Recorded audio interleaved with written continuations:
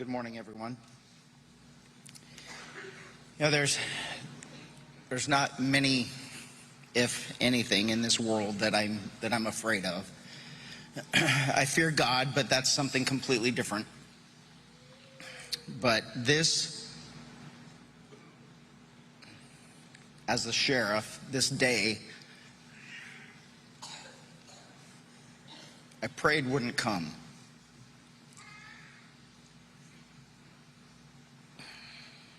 I certainly wish I knew when it did that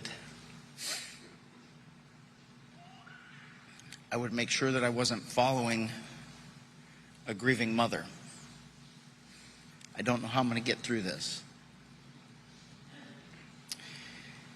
As we came to the church this morning from the mortuary, there were many people lining the streets. There were people parked that had stopped their cars, that had stood out from the driver's side, that were saluting, that were waving, that were crying. There were children that were holding flags, holding signs in support. City workers, private business workers.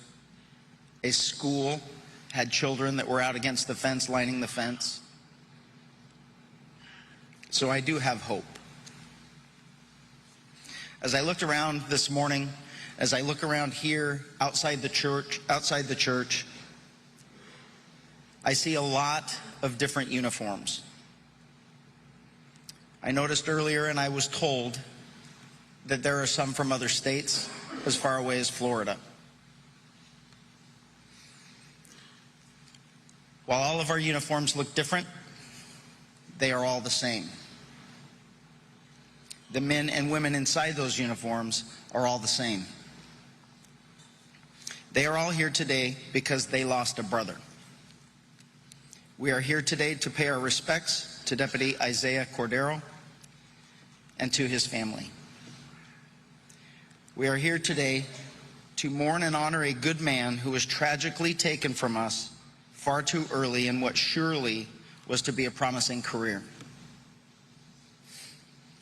Yesterday I was speaking to a man who was offering his condolences to Deputy Cordero's family and to the deputies of the Riverside County Sheriff's Office.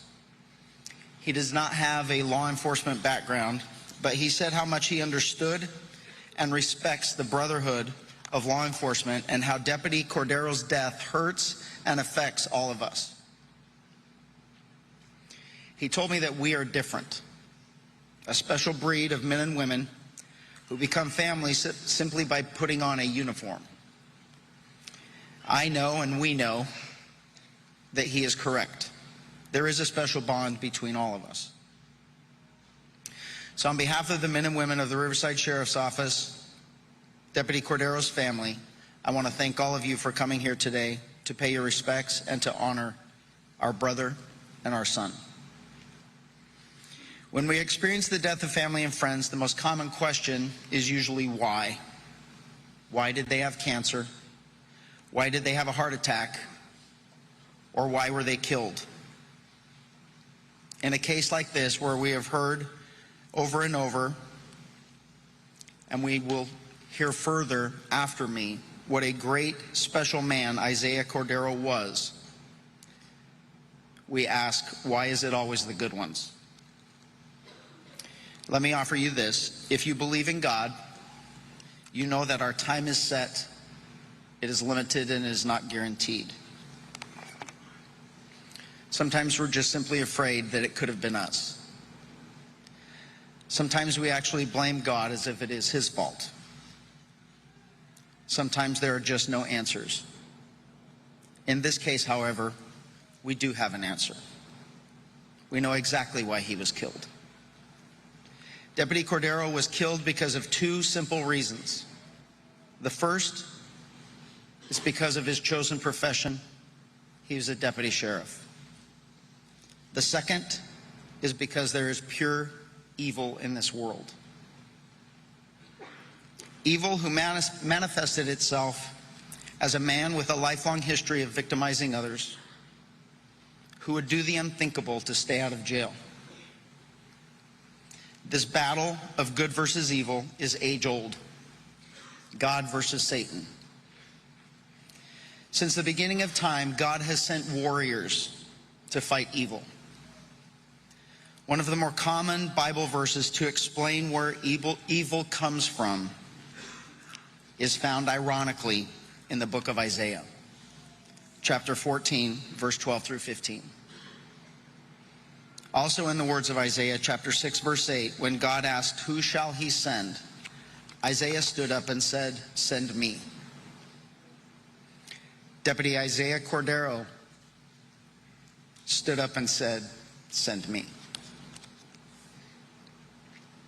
As we gather today to celebrate the life of our fallen brother, we must never forget the battle. We must not let his death be in vain. And we must never be afraid to pursue justice. We know there is evil lurking in the shadows, and we must continue to seek, fight, and destroy it. There is something inside of us that makes us put on this uniform and willingly battle against evil. Service to others above the safety and security of ourself. The problem today is that sometimes it is impossible to identify where or when we will find that evil. Was there only one evil encountered by Deputy Cordero in that traffic stop? Or was that person only a part of a much bigger evil? An evil who lies to us, empowers and protects the evildoer and the evil deed, eliminates the consequences of evil. A friend sent me this quote the other day. It is from Jeffrey R. Holland. He's a famous religious person. He sent it to me in part because it is inspiring, in part because he knows I'm a sports fan. I link everything towards sports and teams, but also because I think it is so relevant. The quote says this: "The future of this world has long been declared. The final outcome between good and evil is already known. There is absolutely no question as to who wins because the victory has already been posted on the scoreboard.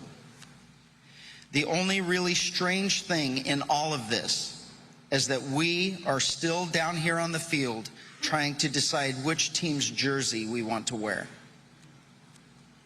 We all know which jersey Isaiah Cordero chose to wear.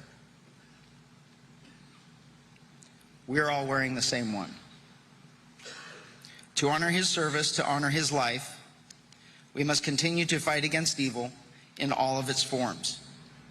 It doesn't matter your job, your profession, or your title. Never be afraid to seek, expose, and destroy evil.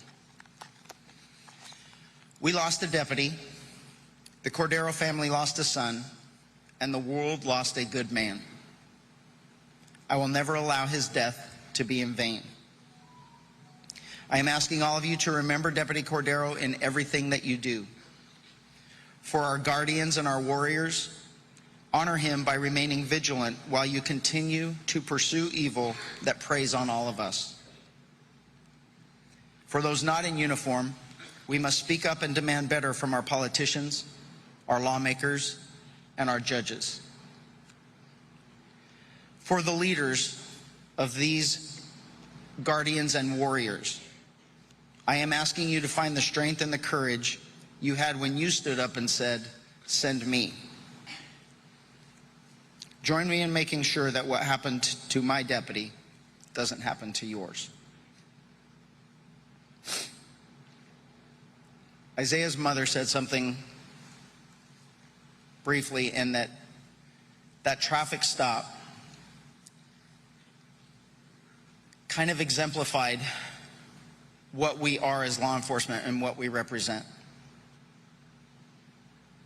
At that point in time, Isaiah was a guardian, taking care of his city, taking care of his neighborhood, and made that enforcement stop. And he was confronted with evil.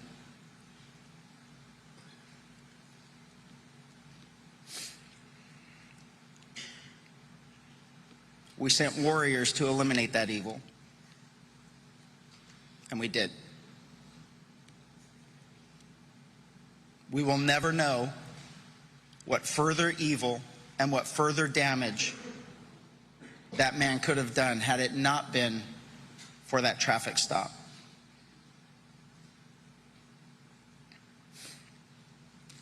We will miss Isaiah. We will mourn him, but we must never forget him. Rest in peace, Deputy Isaiah Cordero, RSO Strong.